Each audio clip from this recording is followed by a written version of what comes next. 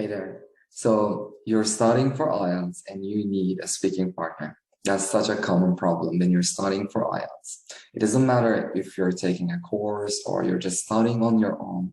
It is always one of the biggest challenges students and teachers as well face. Because even when you're a teacher like me, you need to practice your English to keep it fresh and to improve yourself. And you need to be able to give your students an opportunity to speak more and to speak more fluently. So what I've noticed is that most people are looking for a partner online. It can be a free partner or paid. So I just came up with this idea that what if I upload a video where we imitate, where we try to pretend that we are talking. So in these videos, this is the first of the video series actually. In these videos, I'm going to ask you a question and then I'm going to give you a sample answer. And then you're going to pretend to speak to me.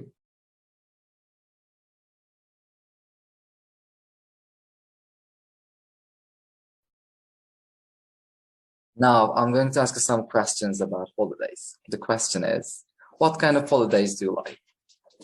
You can use the sample vocabulary that I've posted on the screen, or you can just say anything you like. My answer would be something like this. Well, I can say I tend to avoid tourist traps, I like to get away from it all when I'm on holidays, so I don't really go crowded places. Instead, I go somewhere off the beaten track. And I can say there are lots of places like this near my hometown. Like 2 weeks ago, I actually had the holiday of my lifetime. I went on a camping trip with my best friend, and it was such a really nice place. And I can say I felt really good. So this was my example. And you can just say anything you like. Now I'm going to ask the same question again. This time, you're going to answer the question. Don't worry, your first answer could be something of like, yes. Or you can just say, I like it. That's okay. As long as we keep the conversation going, no problem at all. If you want to think about it, you can just pause the video. But remember, in the real exam, you're going to be expected to speak fluently and be natural, okay? So I'm going to ask the question in 5 seconds. 4, 3, 2. What kind of holidays do you like?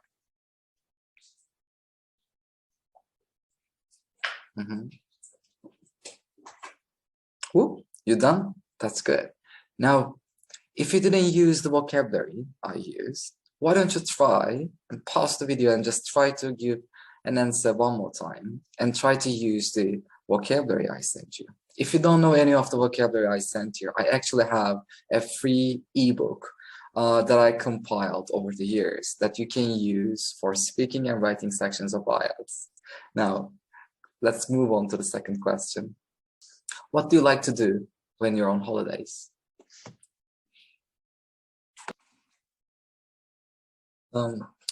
I think I would say something like this. Well, I usually enjoy visiting local shops, and if there aren't any places of interest, then I'll just go sightseeing, I guess, because I really love to take photographs. I can say it's one of my hobbies. And then I take photos and sometimes a video, and I like to share them with my friends. It could be on like Instagram or Twitter, but I really love sharing my photographs. So why don't you just try to come up with a story like this, okay? I'm going to ask the question again, and not this time. You can pause the video or you can just let it flow, but try to give me an answer. The question's coming. Ready? Okay. What do you like to do when you're on holiday? Okay, next question now. Do you have many tourists in your country? Now, the last question for part 1 of the speaking test on holidays. Ready? Do you prefer to go on holidays with your friends or with your family? Okay, that's a tricky question. Remember, you don't have to tell the truth in this exam. Instead, you can always make up some story, make up lies and tell lies. You have to just find the idea, find the answer that feels more natural for you. Like, for example, I like going on holidays, both my family and my friends. But if I try to tell every little truth about my life in this exam, I wouldn't have enough time and it would also make me very nervous. That's why I try to just choose what to say. Like, I'm going to say that I love to spend my holidays with my friends, because I think it is easier to say. Okay, the answer is coming. Let me just remind you the question. Do you prefer going on a holiday with your friends or family? Well, that's a tricky one.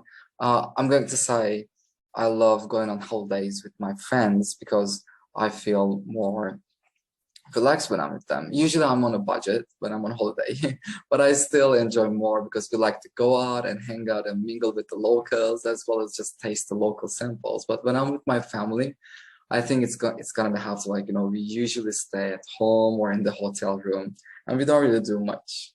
Okay, notice how I'm trying to be natural. I am not speaking like a robot.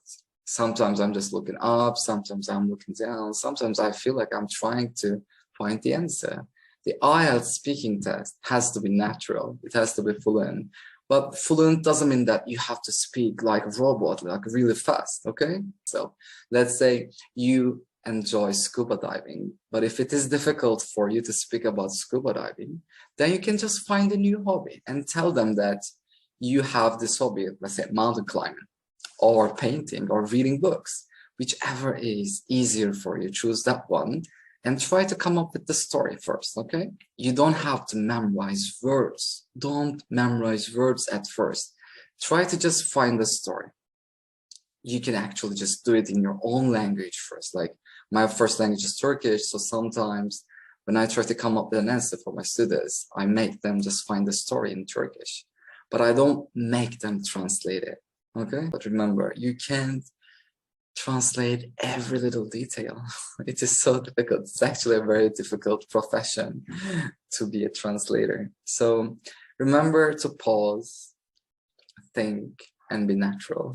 So this was the end of our first video. Hope to see you in our second. Bye-bye.